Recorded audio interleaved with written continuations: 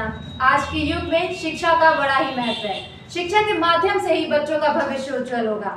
यदि विद्यालय का उद्देश्य बच्चों का सर्वांगीण विकास करने का है तो निश्चय ही ऐसे विद्यालय के छात्र राष्ट्र के धरोहर बनेंगे। तो आइए हम आपको शाहजहांपुर के एक ऐसे ही विद्यालय में लेकर चलते हैं। सेंट पॉल इंटर कॉलेज का शाहजहांपुर जनपद में ही नहीं, आसपास के जनपदों में भी इंग्लिश मीडियम स्कूलों की श्रृंखला में बड़ा ही नाम है। यहाँ का रिजल्ट तो 100% रहता ही है। खेलकूद में भी यहाँ के छात्रों ने सेंट पॉल इंटर कॉलेज का नाम बुलंद कर रखा है। यहाँ विशाल खेल का मैदान कॉलेज बाउंड्री के अंदर ही है, जिससे छात्र छात्राएं पूरी तरह सुरक्षित व संरक्षित रहते हैं। नन्हे मुन्नों के लिए आकर्षक झूले भी लगाए गए हैं। आपको बता दें, इंग्लिश मीडियम स्कूलों में सबसे पहले स्थापित होने वाला Saint Paul Inter College Cantt क्षेत्र में स्थापित है। यहाँ उच्च शिक्षित अनुभवी प्रशिक्षित टीचर छात्र छात्राओं को शिक्षा प्रदान करते हैं। सीबीएसई बोर्ड से संबद्ध यह विद्यालय शिक्षा के क्षेत्र में जनपद का गौरव माना जाता है। आज विद्यालय से निकले अनेक छात्र बड़े बड़े पदों पर आसीन हैं। सेंट पॉल की अपनी पहचान यहाँ की गुणवत्तापूर्ण शैक्षणिक व्यवस्था है।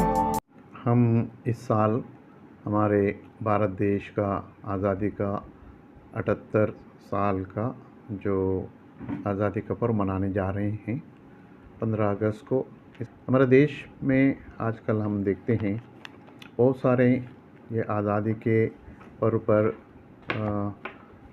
कोई ना कोई प्रोग्राम चलते हैं, पर हमारे देश के प्रधानमंत्री श्री नरेंद्र मोदी जी और जितने भी सरकारी जो कार्यक्रम चल रहा है उनका ध्यान इसी में रहता है। भारत देश के आज़ादी के बाद उसका विकास कैसे हो।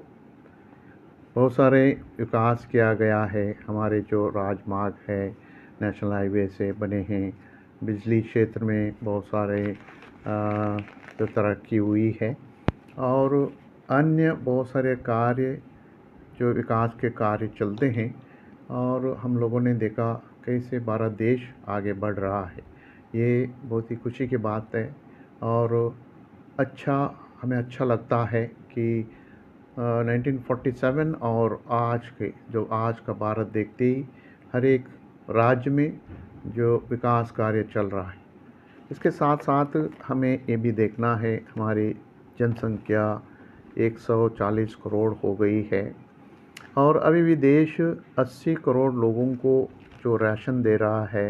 इसका मतलब 80 करोड़ लोगों को अभी भी हम लोगों ने भूखा रखा है, उनको रोटी या उनको सुविधा नहीं मिल रहा है। उसी प्रकार हम लोगों ने इन दिनों में देखा जो हमारे पार्लियामेंट का जो इलेक्शन हुआ, चुनाव हुआ, लोगों ने यही मुद्दे उठाए। लोगों को जो नौजवान लोगों को नौकरी नहीं मिल रहा है और जो महंगाई इतनी बड़ी है, लोगों को सुविधा नहीं मिल रहा है और इसके ऊपर सरकार को ध्यान देने की ज़रूरत है। जवानों को जो नौकरी और जो महंगाई से राहत देना ज़रूरी है, तभी हमारा देश आगे बढ़ेगा और तरक्की करेगा। और विशेषकर हमें जो मानव जीवन को यह सबका साथ सबका विकास जो नारा है उसको आगे बढ़ाना है, ना कि धर्म के आधार पर कोई राजनीति करना है। हमारे लिए भारत देश सभी एक समान है, सभी भारतीय है। उनके सबका विकास के लिए हम लोगों को कार्य करना है और हम लोगों का सोच भी ऐसे ही होना है।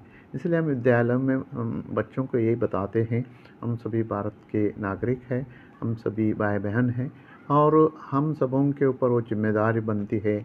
हम पढ़े लिखे लोग हैं, दूसरों को भी जो सुविधा हमें मिलती है दूसरों को मिलना चाहिए और गरीबों को विशेषकर जो गांव में रहते हैं, जो किसान हैं, अनपढ़ है और जो बेरोज़गार है और सुविधाओं से जो परे हैं उनके लिए काम करना ज़रूरी है।